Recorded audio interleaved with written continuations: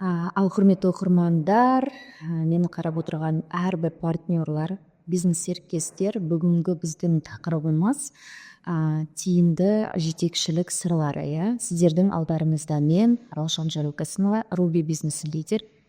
Қазіргі таңда Құдай қаласа үлкен команда бастап отырмын. Командамды биік белестерден шығару үшін қалай тәлімгер болу керек және соның сырларын сізбен таныстыратын боламын.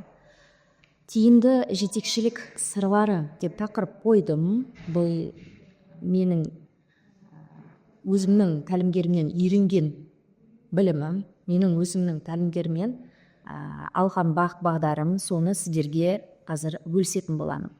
Жетекшілік ету қадамдары, ол ең бірінші мақсатты нақтылай білу керек. Жеке қарым-қатынас орната білу керек, үлгі бола білу керек, кері байланыс беру керек, қабылдау керек, жетістіктердің барлығын бірге атап өту керек. Уақытында қолдау көрсету керек. Әрбір бизнес партнеріңізге уақытында қолдау көрсетіңіздер. Мотивация көзін таба білу керек. Бұл сіздерге уақытпен келеді, бірден келмейді. Сондықтан оған да уақыт керек болады. Ал қазір біз мотивация туралы айтайық. Мотивация бұл адамның қозғалтқыш күші. Алға қарай ұмтылуға негізгі күш ол мотивация болады адамның. Әрбір сіздің сөзіңіз бір адамның өмірін өзгертуге үлес қосады. Еркін сөйлесу бұл семейліктің негізі. Адаммен еркін сөйлесіп коммуникация құра білуіңіз керек.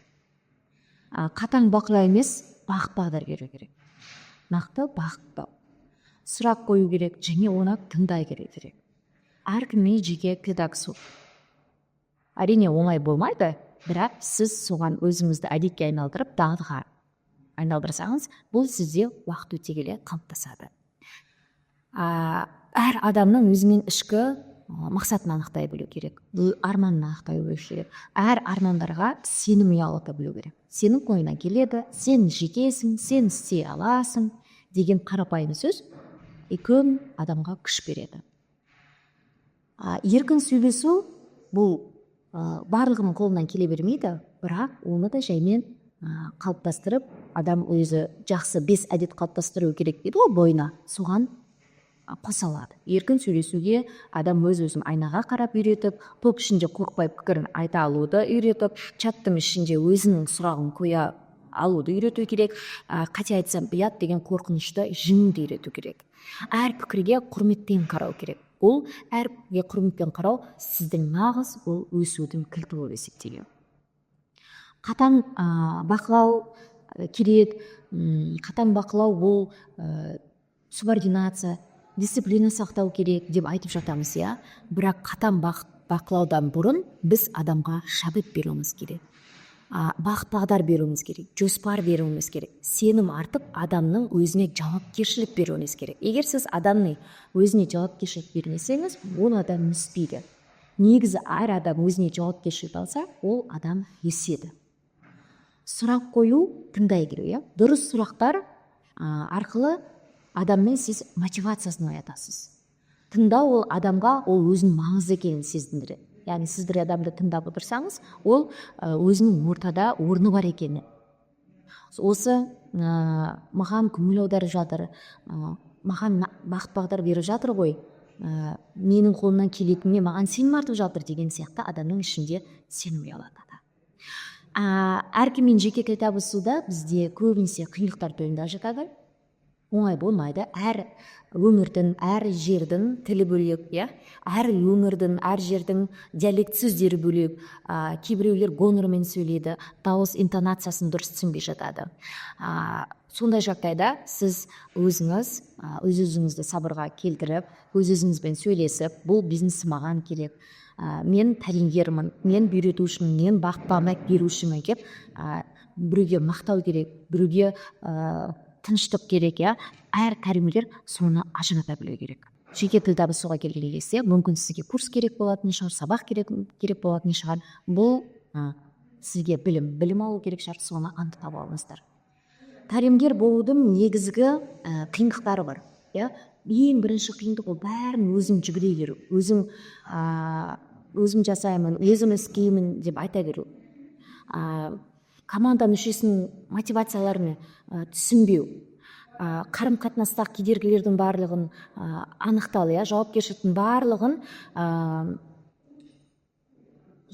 барлығын бір жақты ғана сезу, сынмен кері байланысты жеткізе алмау, нәтижені бірден күту, яғни бүгін тіркеңіз, ертең барлығы болады, ертең деп тез болуды күту, өзің дамымай өзгелерді дамытуға ұмтылу, эмоциялық қажу, выгорание. Бұлардың барлығы тәлімгердің негізгі қиындықтары. Бұларды шешудің жолдары. Негізгі шешу, барлығын өзің шешуге тырыса беретін болсаң, сен өзің бірінші бұл бизнесте құлдырайсың. Делегерлеуді үйрену керек. Жоспармен, уақытпен барлығын орын-орнына қоюды үйрену керек. Әр адамға жауапкершілік артуды үйрену керек, сену керек. Әрбір команда мүшесіне қолымнан келеді сен деп жауапкершілікті өзіне беруді үйрету керек. Екіншіден, мотивацияны таба алмау. Мотивацияны әр адам әр нәрседен алады. Әр мүше туралы, әрбір командаңыздағы адамдар туралы сіз білуіңіз керек, оның тарихын білуіңіз керек, өмірімен танысуыңыз керек. Неге бұл бизнесте жүр? Сол сұрақтың жауабын табыңыздар. Ол сіздің өсуіңізге негізгі, өсуіңіздің кілті деп айтсам да болады. Әр адам командаңызда не үшін жүр, соны анықтаңыздар. Қарым-қатынастың қиындығы. Жиі сөйлесіңіздер, ортақ тақырыптар керек сіздерге. Біртіндеп қарым-қатынас орната біліңіздер. Әр біріміздің араларымызда көрінбейтін жіп болу керек. Яғни бір-біріңізге байланыс құрыңыздар. Жауапкершілікті өзім толық жасау деген бұл әр адам өзіне өзі жауапты. Соны әрбіріміз түсіндіруіміз керек. Сен бағыт-бағдар көрсетесің, олар оны орындау керек. Сол нәрсені сіз дұрыс жеткізсеңіз, сізге мүлдем қиындық туғызбайды. Кері байланысты айта алмау. Сен мынаны жақсы істедің, ал мынаны сен былай жаса, енді кезекте сен тіпті күшті болады, мынау жақсы болады, мына команда мүшеммен былай сөйлес, мынау қызымды мынау званияға деп әрқайсына жеке-жеке филкапса біліп, кері байланыс орнатып, әрбір сұрақтарын жауапсыз қалдырмаңыздар. Тез нәтиже күту. Біз барлығымыз тез болғанын қалаймыз, тез орындалғанын қалаймыз, тез келгенін қалаймыз, тез жасалғанын қалаймыз. Бұның артында көзге көрінбейтін қаншама жұмыс бар тұр. Сондықтан барлығын тез болуды күтпеңіздер. Процеске мән беру керек. Әрбір процеске мән беру керек, уақыт беру керек адамға. Адамның дамуы ол марафон. Адамның дамуына білім керек, адамның дамуына уақыт керек, адамның дамуына марафондар керек, адамның дамуына орта керек. Өзің дамымай, өзгеге үйрету ол үлкен қателік. Бірінші әр адам өзі даму керек. Білім алу керек, өзіңді өсуге арнау керек. Өзіңнің уақытыңды өсуге арнау керек. Өзіңде мотивация болмаса, сен басқаларға бере алмайсың ештеңе. Сен өзің бірінші саяхатқа шығуың керек. Сен сонда ғана басқаларға айта аласың, мен саяхатқа шықтым, мына жерде мынандай көппін. Сен басқа елдердің мәдениетін білуің керек. Сен әр адамның дамуына не керек, қандай білім керек, сен оны бәрін өзің білуің керек. Эмоциялық қажу, біздің әрқайсымызда эмоциялық қажу бар, выгорание. Сіз ол нәрсені шеше аласыз. Қалай? Ортаны жаңарту керек шығар сізге. Сізге демалу керек. Сізге мүмкін шетелге шығу керек шығар. Немесе жалғыз өзіңізбен өзіңіз қалып отырып сөйлесу керек шығар. Немесе өзіңізбен өзіңіз отырып тек жалғыз өзіңіз тамақтану керек шығар. Сіз табиғатқа шығуыңыз керек шығар. Әр адам өзінің ресурсын бақылау керек. Әрбіріміз, бізде еш нәрсені қиындатуға болмайды. Тәлімгерлік деген бұл тәжірибелі адамның тәжірибесі аз адамға білім, бағыт-бағдар беру. Білесіздер ғой, мен өзім тәжірибені тәлімгерімнен алдым. Және одан алып қана қоймай, тағы да толықтырдым, өзім біліме білім қостым. Енді осы өзімдегі жиналған тәжірибемді, дағдыларымды, жақсы қасиеттерімді, олардың барлығын мен командаға беріп жатырмын. Тиімді тәлімгер болу үшін тек қана кәсіби тәжірибе ол жеткіліксіз. Нақты дағдылар мен адамның бойындағы қасиеттер керек. Әрбір адам өзінше ерекше. Беріле бір қабілет, қасиет, қабілет бір адамда болады. Бір адамда ол болмайды, бірақ оны оята білу керек. Әр адамға әртүрлі жаста келеді. Маған мысалы 32 жасымда келіп тұр, Ол сізге 40 жасыңызда келуі мүмкін. Ол 35 жасыңызда келуі мүмкін. Ол 22 жасыңызда, тіпті 23. Айтып жатады ғой, 19 жасында мен миллионер болайын деп. Ол кісіге мүмкін қабілеті оның 19 жасында оятқан шығар. Сондықтан әркімге бұл әртүрлі уақытта келеді. Тәлімгер мен шәкірт арасындағы, сіздің қарым-қатынас жасап тұрған адамның арасында ашық, дұрыс, сау қарым-қатынас болу керек. Бұл ең маңыздысы. Бұл бизнес қарым-қатынастан құралады. Сондықтан әрбіріміз шынайы болуымыз керек. Тыңдай білулеріңіз керек. Көбісі тыңдағысы келмейді. Оның сезімін түсінгісі келмейді. Сондықтан бұл бизнеста қиындыққа кездесіп жатады. Қысқа және ұзақ мерзімді адамдардың арман мақсаттары болады ғой. Соларды анықтаңыздар, қыздар. Соларды анықтаңыздар. Қысқа мерзімді арман, ұзақ мерзімді арман болады, Енді әр адамның өзінің арман мақсаттарын анықтау керек. Бұл біздегі үлкен минустардың бірі. Ешкім арман мақсаттарымыз анықтамақ, тек бизнесті түсіндіресіздер, тек бұлай жасаңыз, заказ салыңыз деп, жоқ қыздар.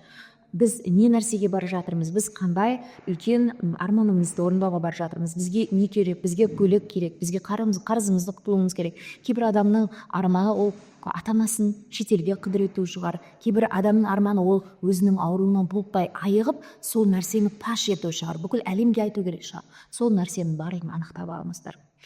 Өзіңіз үлгі болуыңыз керек, мінез құлқыңыз, жұмысқа деген көзқарасыңыз, этикаңыз, кәсіби өзіңіздің кәсібилігіңіз жағынан үлгі бола білуіңіз керек. Бұл шәкірттеріңіздің жетістіктері менен кемшіліктерін бәрін анықтап, нақтылап, соны дұрыс жеткізе білуіңіз керек командаға. Бұл тек қана қолдау керек емес, олардың да кемшіліктерін де анықтай білулеріңіз керек. Сіз әрбір команда мүшеңізге, әрбір адамға шешім қабылдауға мүмкіндік беруіңіз керек. Ол әр адам өзі шешім қабылдай алу керек. Біз жауапкершілікке бермей, бәріміз өзіміз шешім қабылдаймыз. Яғни ата-ана рөліндеміз. Ата-ана рөліне емес, ересек адамның позициясына кіре керек. Бала позициясынан шығу керек. Сен жасайсың, не болмаса, сен жасап беруің керек деген позициядан шығуларыңыз керек.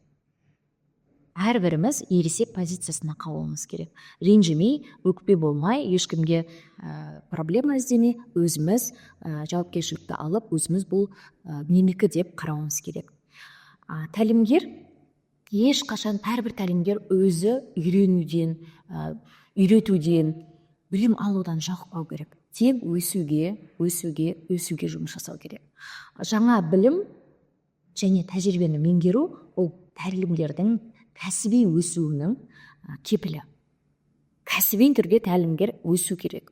Ол үшін бізге білім керек. Бізге марафондарға қатысу керек. Бізге ұйымдастырылып жатқан форумдарға баруымыз керек.